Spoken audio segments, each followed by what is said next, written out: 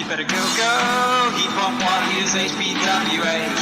You better go, heat pump water heaters, HPWH. You better go, heat pump water heaters, HPWH. You better go, heat pump water heaters, HPWH. All right, welcome everybody. Happy Heat Pump Water Heater, go Heat Pump Water Heaters. Welcome to the 4th annual Heat Pump Water Heater Day, Heat Pump Water Heater Day 2025. I'm Joe Wachunas with New Buildings Institute. I'll be your MC for today's jam-packed, action-filled event. You hopefully know the Advanced Water Heating Initiative, which is putting on Heat Pump Water Heater Day. We are a nonprofit-led market transformation initiative made up of hundreds of organizations and across the country promoting efficient heat pump water heater technology in both residential and commercial sectors. This is our day, it's our week to nerd out, to focus on heat pump water heaters, and we hope you're excited. But please don't sit by passively today. We need your active participation. We've got a couple goals with Heat Pump Water Heater Day. Number one is to amplify messaging about heat pump water heaters. Too few people know about heat pump water heaters still, so we want to get word out about the benefits, and hundreds of individuals and organizations are already posting about heat pump water heaters. We've made a handy social press kit that we'll put into the chat where you can easily post a message or make a unique one on your own. We love that as well, and get the word out about heat pump water heaters. Another idea is to use our partner toolkit to make your own market transformer badge. And you can say how you support heat pump water heaters. It's a really easy setup and template that you can use. And you've probably heard us say this, but there is a free heat pump water heater giveaway today. Bosch and Ariston have come together to give a heat pump water heater and installation to 2 folks who post and tag HPWH Day or Go Heat Pump Water Heaters today. So there's plenty of time. We're going to close the raffle at 3 p.m. and then we'll pick the winner at the end of the day, right around 4 p.m. Pacific. So hope you join us for that. All right, so number one is amplify the messaging. Number two is we're going to be sharing a lot of learning and knowledge about heat pump water heaters, another big goal of ours. Today we have over 45 speakers, 10 sessions. We do a lot of working groups and webinars throughout the year where we have more in-depth time and more time for sessions. Today it's very concentrated, so our speakers will be short and sweet, and it's going to be great. There's one Zoom link all day. You can come and go as you please. Hopefully you'll stay, and we're going to have a lot of fun with it. You can follow the program along. You can take a screenshot of this, or we'll put a link in the chat to the program for the entire day. You can see all the great sessions that are there. Okay, final task is to have a lot of fun. Most people think water heaters are kind of a dry topic, but we have made heat pump water heaters fun over the last 4 years. We will be doing things like showing our heat pump water heater theme song this year. You might have seen that dropped on Monday. We're going to be doing a quick heat pump water heater inspired yoga break, stretching break through the day. We're going to look at heat pump water heater across the day, across the years. So the goal is to be lighthearted. Hope you all have fun with us today. Okay, we're right about to dive into our keynote speaker, but before we do, I want to say a quick thank you to our sponsors for today, without whom we could not do today's great sessions. I want to call out REAM, the California Energy Design Assistance Program, and San Diego Learn for being our custom session sponsors. Thank you so much.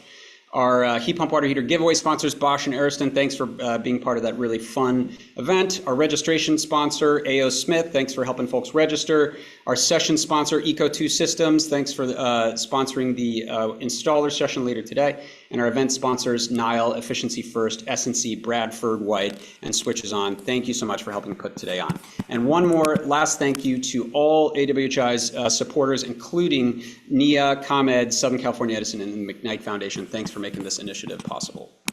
All right, without further ado, I want to introduce a new face to Heat Pump Water Heater Day, New Building Institute's new CEO, Dr. Nora Wang-Esram, who will be welcoming you to Heat Pump Water Heater Day and introducing our keynote speaker. Most recently, Nora was the Senior Director of Research at the American Council for an Energy Efficient Economy, ACEEE, where she shaped and managed ACEEE's research agenda, overseeing programs in buildings, industry, transportation, behavior, and health. She's a distinguished thought leader, author, publishing 60 peer-reviewed papers, and is a sought-after speaker and has proven an all-around great leader, which I'm sure you'll catch a glimpse of. So, Laura, thanks so much for being on, and over to you.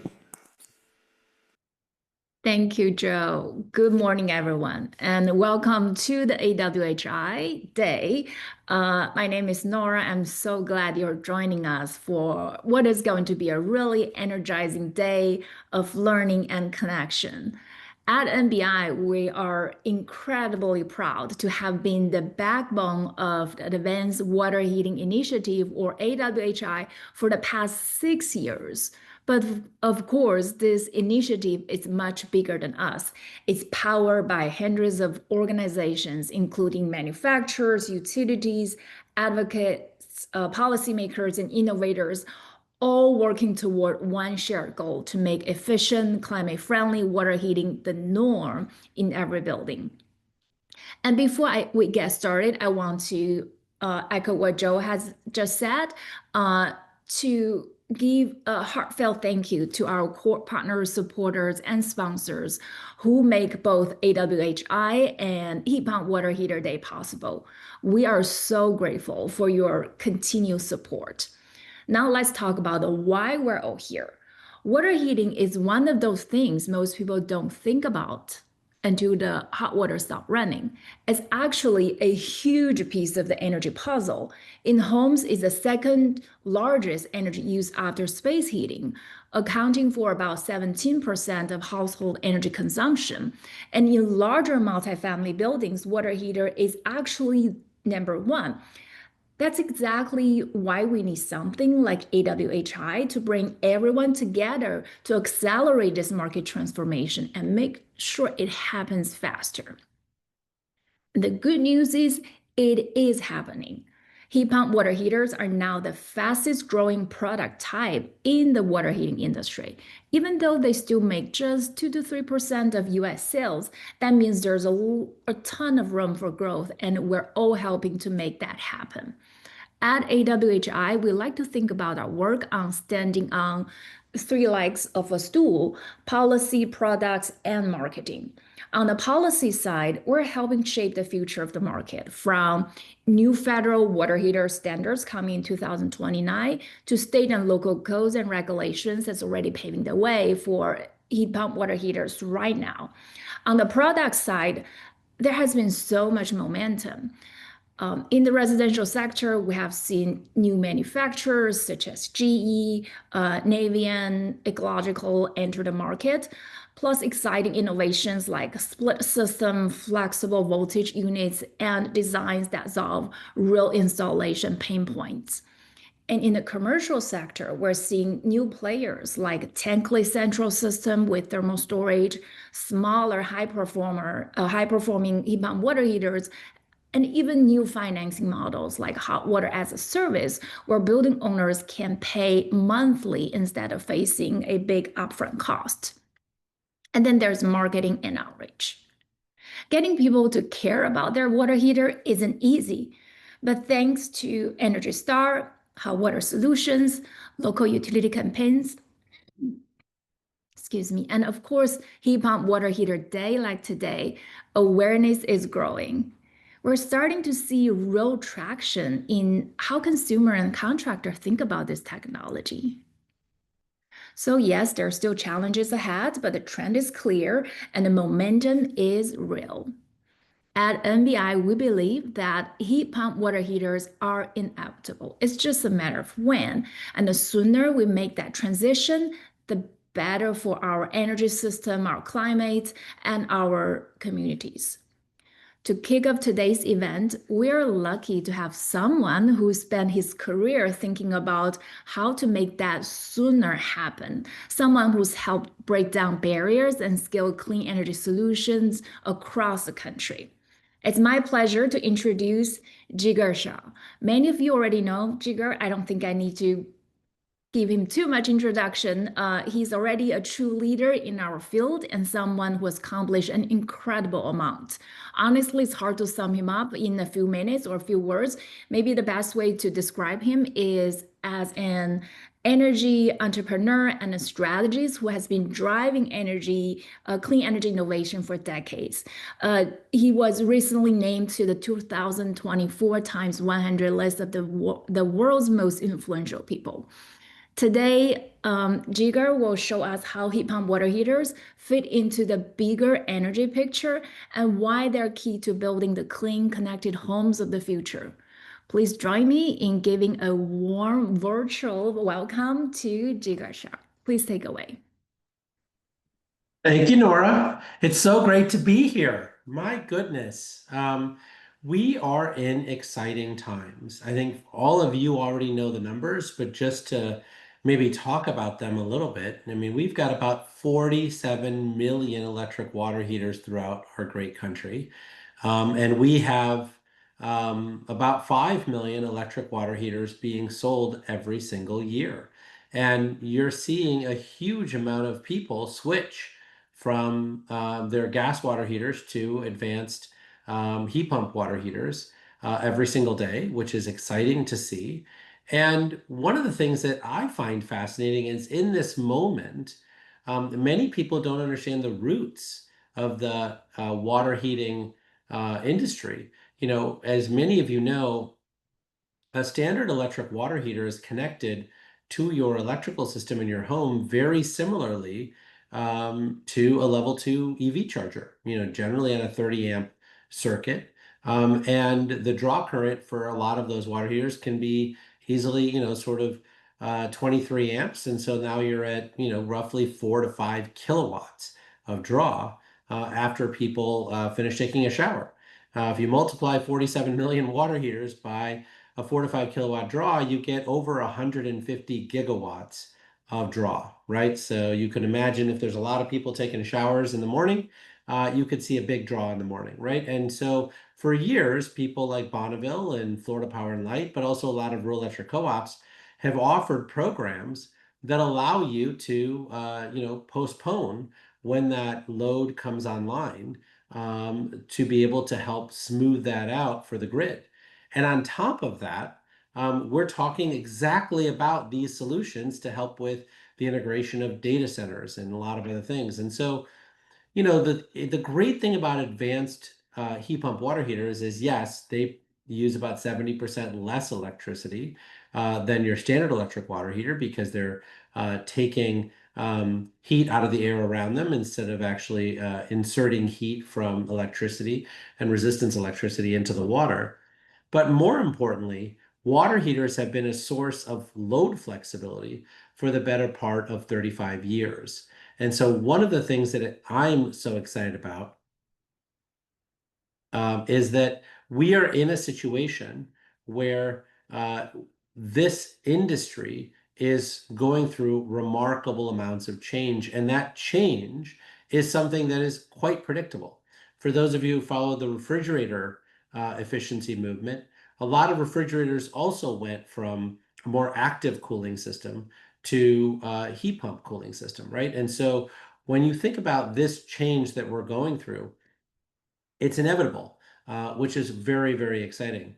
But more importantly, it can be quite cost effective, right? So not only do you save a lot of money every year from the energy savings to moving to heat pump water heaters, but every single new advanced heat pump water heater comes with an app on your phone. And a lot of the manufacturers know that they want to subscribe into virtual power plant systems around the country. We have 433 of these active programs, according to Wood Mackenzie, sponsored by electric utility companies, and new ones coming about every single month. And so part of the challenge here is understanding how these units actually become more cost effective by being a part of a greater solution. So in the past, I think a lot of these systems were really sold as a more efficient way to heat your water at home, which is fantastic. You save 70%, that might be $400 a year. And, you know, with these systems being a little bit more expensive than old, you know, resistance water heaters, there's a bit of a payback. But if it, you know, if the water heater lasts for 12 to 14 years for you, then you get that payback and a lot of savings along the way. But now you have an additional revenue stream that can come from shifting your load. So for many customers, you know, signing up to a virtual power plant can give you a 20% savings on your overall electricity bill.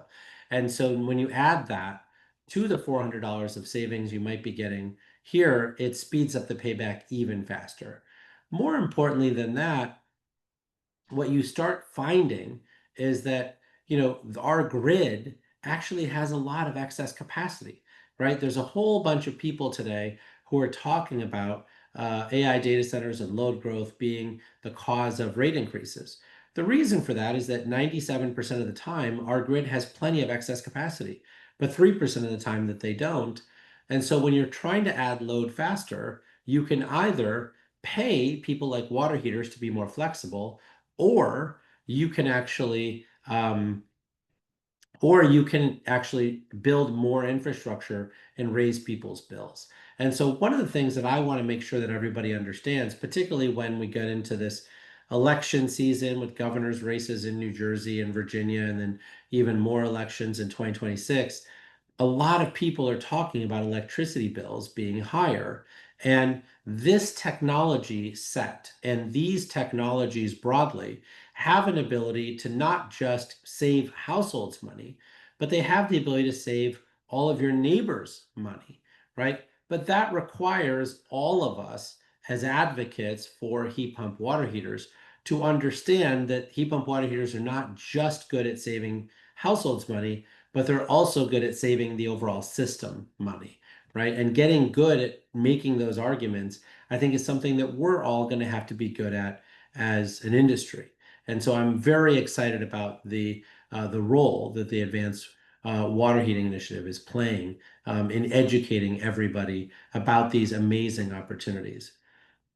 The next thing, though, is that once you've realized that you can actually save the system costs, well, now the question becomes, does the system have an interest in accelerating this initiative? And the answer turns out to be yes. So you're seeing a lot of data center companies, but other load growth entities saying, hey, can we promote advanced heat pump water heaters so that we can actually make more room in the electric system so that we can connect our data center faster, right? And so there's a lot of unlikely bedfellows that are coming in today to get people to work together to accelerate the deployment of advanced technologies to be able to make this thing happen faster. One thing, though, that I want to make sure that everyone also is paying attention to, and I think you've seen this not just in advanced heat pump water heaters, but also in just regular heat pumps, is that we are in the early part of the curve, right? For many of the units that came out the last 3 or 4 years, they had some advanced maintenance issues. They had advanced warranty issues. I myself have, got one of those units 2 years ago in my house, and had a couple of issues on the warranty side. They've been resolved. But I think we have to acknowledge that we are in the early stages of these technologies becoming fully mature, that we are clearly serving the early market and now entering the early mass market, right? Going from early adopters to mass market. And it is incumbent upon all of us to make sure that these systems are not just complex, right? But that they actually become more simplified over time and actually, lead to far less issues for our consumers, so that they have a great experience moving to advanced heat pump water heaters. I'm excited about what's possible. I'm excited about all of the opportunities in front of us, and I'm excited about the essential role that this can play within the overall ecosystem. But I think it's important for us to recognize that there's a lot of education work that still has to be done for installers, for plumbers, right? Some states like New Hampshire doesn't require plumbers to install these things. Some places like Massachusetts require only plumbers install them. And we have systemic issues too, right? So for instance, there are some places where it costs more to install a water heater than it costs to buy a water heater, right? These are things that reduce and make far less interesting the customer experience. And so part of the role for the entire community is to figure that out. And so some of that is on permitting, right? Some of that is on figuring out how we insert ourselves within the existing electrical infrastructure. And so the Advanced Water Heating Initiative is doing great work on 120 volt systems and seeing whether 120 volt systems can actually play an essential role that reduces the the current required and allows for a lot of houses to electrify in ways that don't require a $15,000 pole transformer upgrade, right? And so when you think about figuring out how to make permitting easier, figuring out how to make the buying experience better, figuring out how to reduce the cost of installation, and figuring out how we actually play a more productive role on the overall system costs of the electric system. All of these things, used to be boring. As Nora suggested, a lot of these things used to be things that were boring, but they're not boring anymore. When you look at the governor's races in New Jersey and Virginia, everyone's talking about electricity. When you look at the governor's races going into 2026, everyone's talking about electricity, right? And so when you think about the electrify everything movement, this movement is being accused of not being productive, not being helpful. But in fact, we can be helpful. And we can actually reduce electricity bills for everyone across the country because we can make sure that these heat pumps don't make things worse. They don't turn on during peak demand times, but in fact, like provide hot water when there's excess capacity in the grid, excess capacity on your distribution system.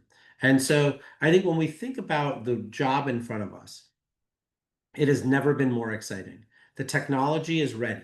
Everyone is coming out with new models. We've got startup companies that are coming out with models. We have established players that are coming out with new models. It's an exciting time to be pro technology. But we also are in a time when people are talking about electricity, or they're talking about affordability, they're talking about electricity bills in ways that can be quite confusing. And so all of us within the advanced water heating effort need to be armed with the right talking points to really be able to say, no, electrify everything actually makes things cheaper. We have overbuilt our infrastructure such that it used to be that we used our infrastructure 60% of the time. Today, our infrastructure is, down to 40% asset utilization, right? As we add more electrification, whether it's EV charging or whether it's advanced heat pump water heaters or heat pumps broadly, a lot of these technologies can be slotted in the 95, 97% of the time. We have excess infrastructure. We have all of this stuff we've already paid for that can be used more efficiently. And if you sell more kilowatt hours during that time period, well, now the denominator gets bigger, and the numerator, which is the investment that the utilities are making, can be brought down, right? And that equation leads to lower bills. And you're already starting to see this. So in places like North Dakota and, in Iowa and other places where you have seen a lot of load growth, you are seeing a lot of bill reductions as well, right? Why? Because if you while load is growing, figure out how to add these assets smartly, then you can use the infrastructure we've already paid for more efficiently. So I think it's important to make sure that this story gets out, right? That it's not just that we're saving 70% of electricity consumption versus standard electric water heaters, but we're also able to use electricity when it's most advantageous for the grid. And it's very important for us to make sure that we do this. The last thing that I wanted to focus on is just making sure that we double down on making sure that manufacturers and installers work together to solve service issues. It's important that the units that we're making become simpler, right? That we don't make them so complex that they, have all sorts of service issues that cost hundreds of dollars every time they need to be fixed. And we need to make sure that the right person is trained to fix these issues, right? Whether we need a plumber or installer, or whether there's someone else that needs to be called to service these systems. But it's critical that people have an extraordinary experience.